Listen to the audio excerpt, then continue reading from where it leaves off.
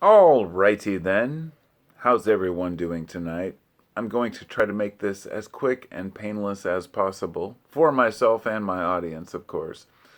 Welcome back to Carpo719, the channel that is the best running YouTube channel, voted number one for over 96 years and running.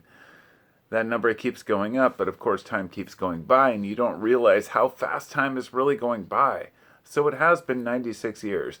And the last 2 years have accounted for at least 86 of those years. And today I'd like to talk to liberals. Hello, liberals. Hello, people of the mindset of leftists or Democrats or whatever you might call yourself as a person who considers yourself you know, a champion of freedom, or somebody who's all for rights or all for equality, and wanted to talk about this for a moment.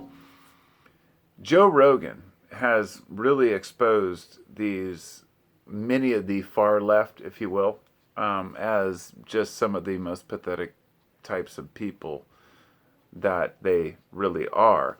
And I want to say this as a leftist. I think it's important for me to address this as I guess, a liberal, hippie, long-haired, tie-dye wearing, Grateful Dead, Fish concert going to liberal type person, that I feel like my opinion matters when it comes to that, liberal mindset, because I didn't come from a conservative background. I didn't come from some sort of an idea of how I've always blamed liberals for the problems. It's that I've grown up and seen how bad the left has got over the last few years. And with the Joe Rogan thing, it really culminated in this recent issue with, put it this way, when you're going to call Joe Rogan a racist, a transphobe, a homophobe, a hater, anti-Semite, whatever it might be this week, the flavor of the week, it really gives me an understanding that it's not about the content or really the guy himself, but rather something he said that opened up a part of you that you didn't want to look at. Something where he was maybe asking questions or, considering something that may be kind of off the table of the norm. And, but the thing is, and this is why I wanted to make this video. Earlier, I was trying to think of Joe Rogan's last name. And I thought, oh, it's Joe, what is it? And I actually had a freaking brain fart for like a full minute. Like, what is Joe Rogan? What is Joe's last name? And I laughed my ass off thinking about how funny that was as Joe, John Doe, or just your average Joe. To me, this is where the whole point comes in. It's not about Joe Rogan. It never was.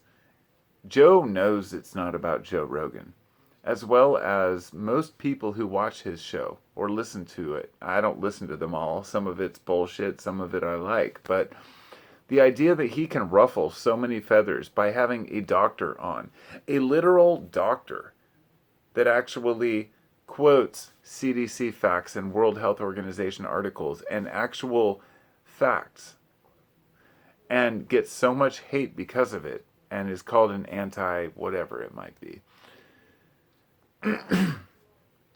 This has become very interesting to me, this whole thing, because I have listened to a lot of different people speak over the last couple of years about what's going on.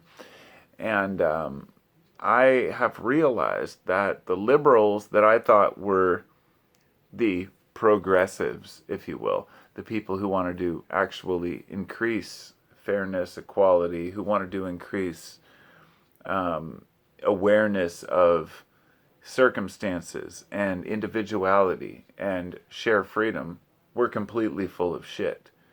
And this was partly my own fault for believing that people on the left really had anyone's interests at heart except their own. Because, and let me get to the point of what I'm saying. When you talk about things like this, when you talk down on liberals or you talk down on Democrats as a person from the left, it's like what happened with Galileo when he spoke down on the church as a, well, not I guess you could call him, he wasn't a Christian per se. A lot of people would say he's an atheist, but all that doesn't matter. The whole point is he was supposedly a Catholic, and he wanted to propose that the sun was at the center of the solar system and not the Earth. And he believed in a heliocentric model versus an Earth-centered model, a geocentric model that they'd had up to that time. For a century, they suppressed the knowledge of the telescope.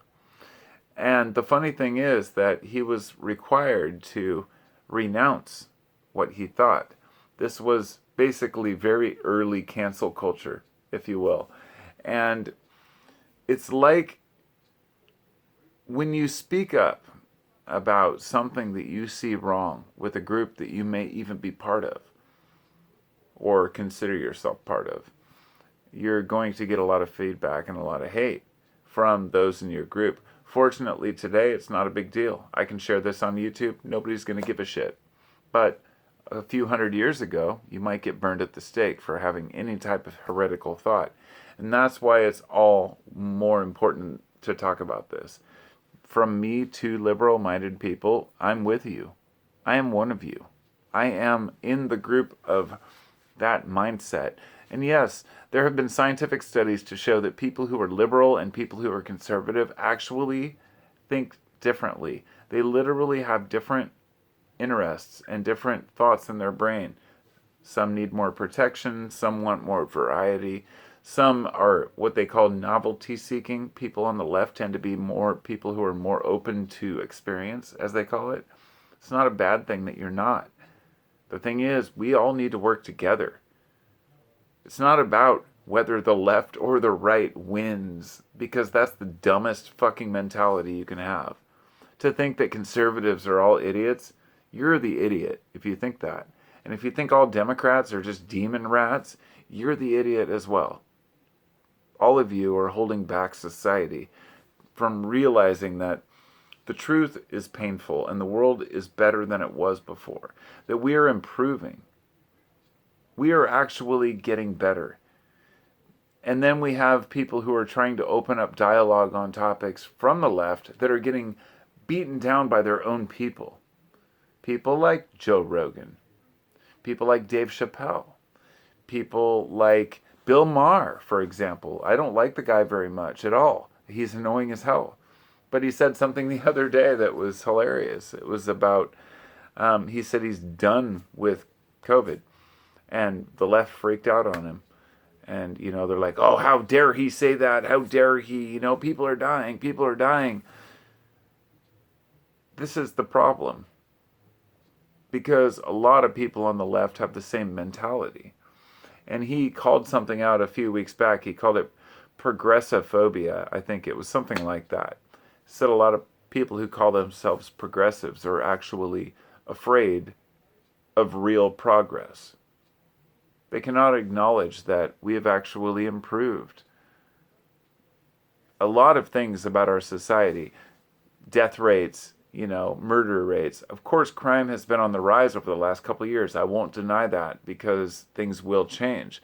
But the fact is, infant mortality has gone down worldwide.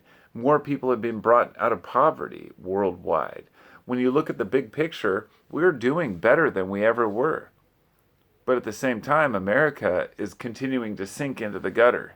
We are like 27th in education and health out of all the Western nations. I mean, we are really at a low level. Our infant mortality is something like 30th in the world. In other words, there's 30 nations, 25 to 30 nations that do better than we do with how many of their babies survive. I don't know if that's because of diet, because of circumstance, because of behavior. But the point being that America, we have to work hard to keep the United States of America what it is. This means we have to stop the bullshit. That means the right needs to stop their bullshit, and the left needs to stop their bullshit too. There is nobody who's righteous and the winner in this discussion. It's about compromise. it's blind dogma a lot of the time, and a lot of virtue signaling. People pretending like they know what's best, telling others they know what's best. And the old term racism is thrown around like haha or asshole.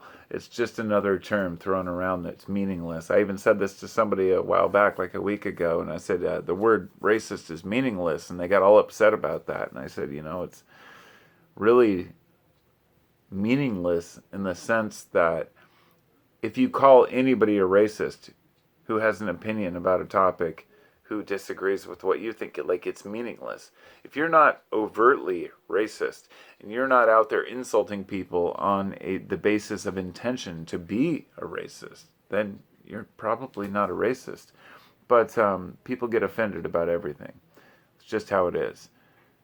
There are a lot of liberal wusses out there, and a lot of emotions matter. I understand this, that our emotions do matter, and that we need to connect with one another and understand each other.